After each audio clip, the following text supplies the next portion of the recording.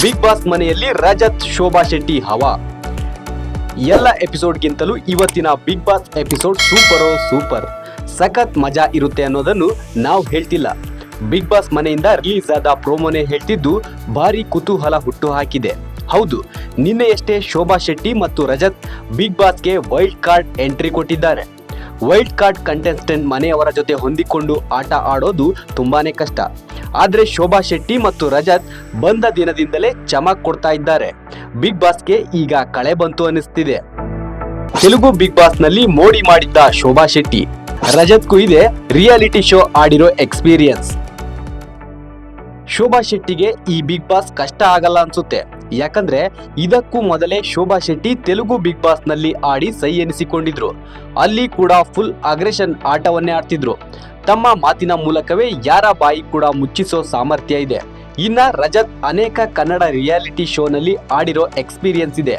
Physical task ಬಂದ್ರೆ ಟಕ್ಕರ್ ಕೊಟ್ಟೆ ಕೊಡ್ತಾರೆ. ಇಷ್ಟು ದಿನ ತ್ರಿವಿಕ್ರಮ್ಗೆ ಶಕ್ತಿಯಲ್ಲಿ ಯಾರು ಸಮನಾಗಿಲ್ಲ ಅನ್ನೋ ಹೊತ್ತಿಗೆ ಬಿಗ್ ಬಾಸ್ ರಜತ್ ರನ್ನ ಕಳಿಸಿರೋದು ಆಟಕ್ಕೆ ಬಿಗ್ ಟ್ವಿಸ್ಟ್ ಸಿಕ್ಕಿದೆ. ಇಲ್ಲಿ ಶೋಭಾ ಶೆಟ್ಟಿ ಮತ್ತು ರಜತ್ ಎಕ್ಸ್ಪೀರಿಯನ್ಸ್ ಹಾಗೆ 50 ದಿನದ ನಂತರ ಬಂದಿರೋ ಕಾರಣ ಆಟ ಹೇಗೆ ಆಡಬೇಕು ಅನ್ನೋ ಐಡಿಯಾ ಇರುತ್ತೆ.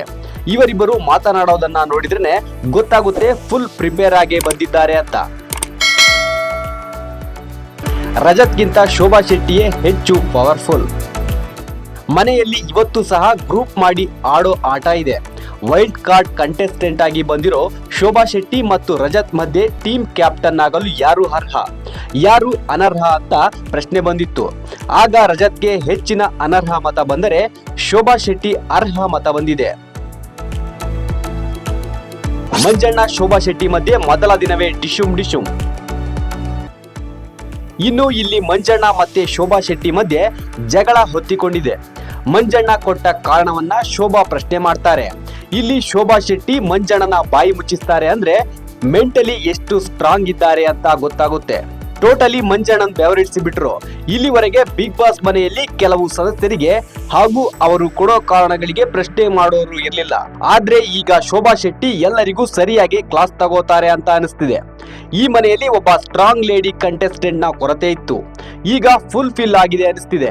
ಇವರನ್ನ ನೋಡ್ತಾ ಇದ್ರೆ ಸೀಸನ್ 10ರ ಸಂಗೀತ ಶೃಂಗೇರಿಯನ್ನ ನೋಡಿದ ಹಾಗೆ ಅನಿಸ್ತಿದೆ. ಇವರಿಬ್ಬರ ಜಗಳದ ಮಧ್ಯೆ ಹನುಮ ಮತ್ತೆ ಧನರಾಜ ಎಕ್ಸ್ಪ್ರೆಷನ್ ಇನ್ನೂ ಸೂಪರ್ ಆಗಿತ್ತು. ಇವರಿಬ್ಬರ ಜಗಳದ ಮಧ್ಯೆ ಹನುಮ ಮತ್ತು ಜನರಾಜರ ಎಕ್ಸ್ಪ್ರೆಷನ್ ಇನ್ನೂ ಸೂಪರ್ ಆಗಿತ್ತು. ಎಲ್ಲರೂ ಟೆನ್ಷನ್ ಆದ್ರೆ ಹನುಮ ಮತ್ತು ಧನು ಎಂಜಾಯ್ ಮಾಡ್ತಿದ್ರು. ಜಗದೀಶ್ ಹೋದ ಮೇಲೆ TRP ಹೋಯ್ತು ಅಂತಿದ್ದವರಿಗೆ ಶೋಭಾ ಶೆಟ್ಟಿ ಮತ್ತು ರಜತ್ ಬಂದಿರೋದು ಹೊಸ ಜೋಶ್ ತಂದಿದೆ. ಬಿಗ್ ಬಾಸ್ ನಲ್ಲಿ ಅಸಲಿ ಆಟ ಈಗ ಶುರುವಾಗಿದೆ. Bureau report, boss TV.